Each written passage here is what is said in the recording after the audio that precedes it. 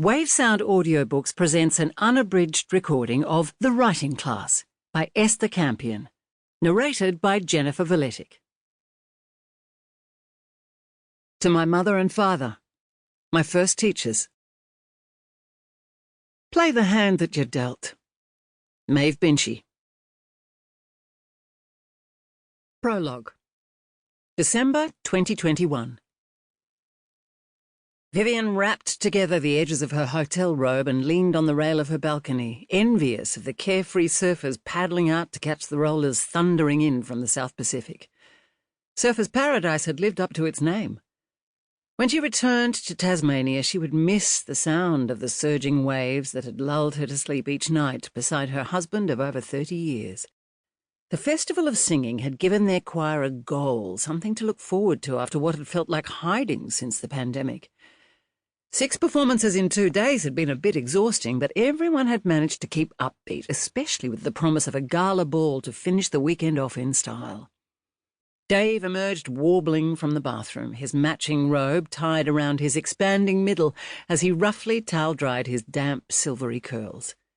The man had hardly stopped singing since they'd boarded the plane to the Gold Coast 3 days before.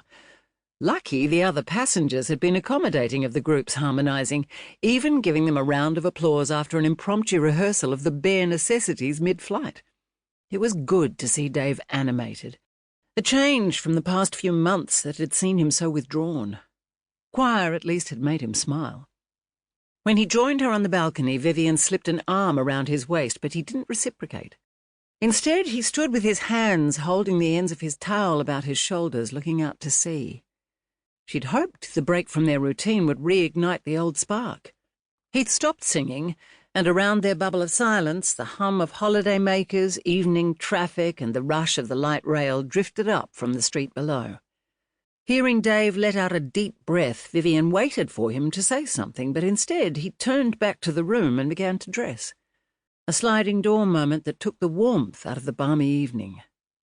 There'd been a lot of those lately. She went to squeeze herself into her own outfit, a full-length silky number she'd hired with her best friend's encouragement. Her phone pinged. "Deb's on her way to do my hair.